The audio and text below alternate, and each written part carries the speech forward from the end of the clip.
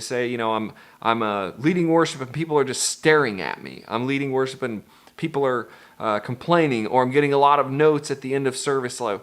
People just either complaining or staring at you, not responding to worship. You're trying to lead worship. You're trying to do this job each week. You're trying to be a spiritual leader.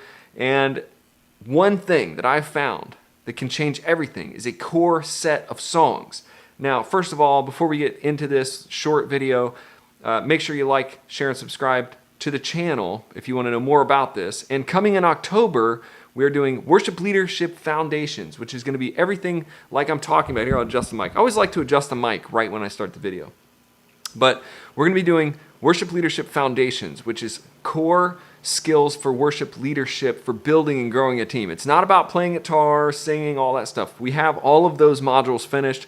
This is really going to be like the capstone, like the main final. It probably isn't the last module I'll ever do, but it's the one that's at the core of you leading worship well. And when you're leading worship well, people in your congregation are going to be worshiping well. So sometimes people will say, well, I'm up there, I'm just leading worship. I open up my eyes and I look and they're all staring at me. You're not really leading worship well. You're not really leading worship if you're just up there just doing your thing. And one thing that can really change this is a set list of 50 songs. So your core 50.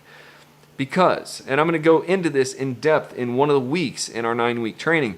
But if you have a set of 50 songs, really a power list, and we're going to teach you how to put this list together, and we're going to teach you how to organize this list. We're going to teach you how to add songs to this list and remove songs from this list. So it's actually a living, breathing list, but it is a core group of songs. There's a lot of reasons why this works really well. Number one, I'll just go through a few random reasons here that come on the top of my head. Number one, people are going to know the songs that you sing at your church. They're going to walk in and be like, oh, it's a song, and they're going to feel comfortable right away.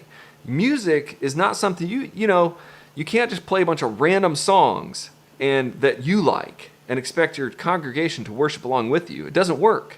It's just like the same thing if you're listening to, say, country radio. I'll use that as an example.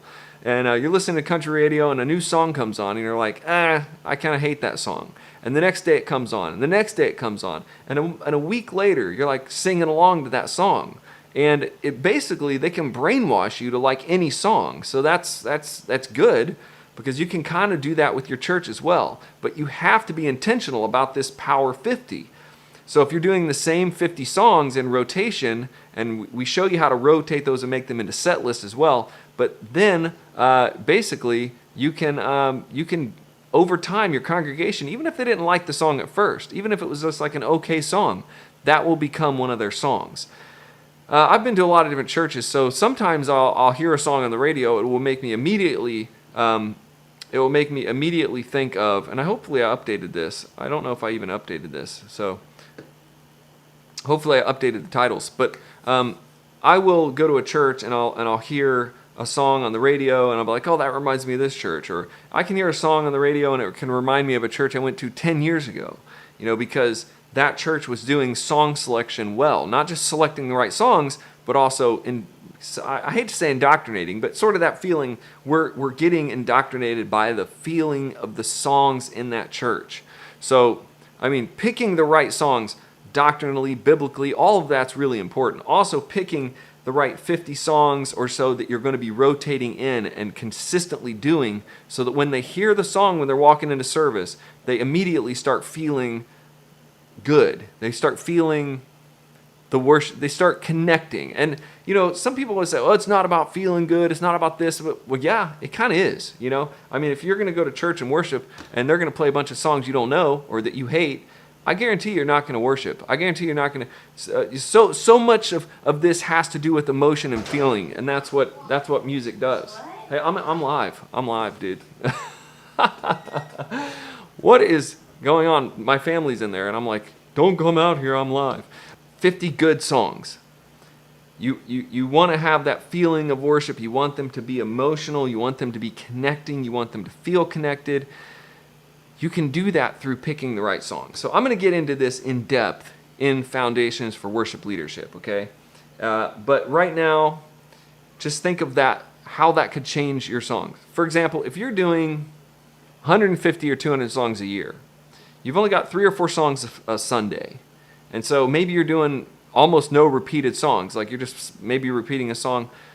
And people just aren't feeling connected because they're not really getting used to feeling, they don't know. They can't get used to the songs. So then they can never really sing the songs. So then when they hear the songs, they're not really sure what it is. And so you've got to be able to connect them spiritually, which happens emotionally, which happens with familiarity. Okay, it's just like a relationship. I mean, you go out with a girl one time, you don't really know her. You just think, maybe she's weird. Maybe if you went out with her 5 or 10 times, you'd say, oh, I kind of like her now.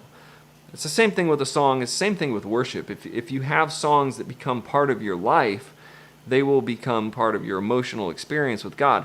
And worship is an emotional, can be, and I'm not trying to be all theological about this, but music brings out an emotion, and we worship God with our emotions, with our mind, with our emotions. But a lot of it has to do with music, has to do with emotions. So don't be afraid to think of this in terms of an emotional experience when you're thinking about planning music. How does it make you feel? How does it make you respond to God? Of course, it has to be theologically correct. So that's where our mind would come in. We're going to talk about all of these aspects of your song list, of your top 50.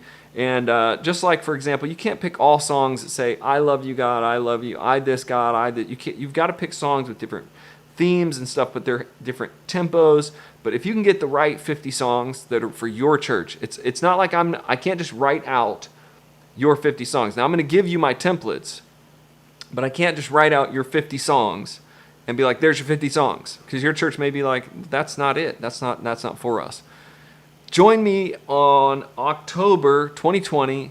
If you're watching this video way past that, check the link in the description. This will be available to you, but we're going to start live in October through November for 9 weeks and a bonus week. 9 weeks and a bonus week of intense worship leadership training about all these things. The keys to becoming successful in your worship leadership journey. I will see you on the other side. God bless you guys.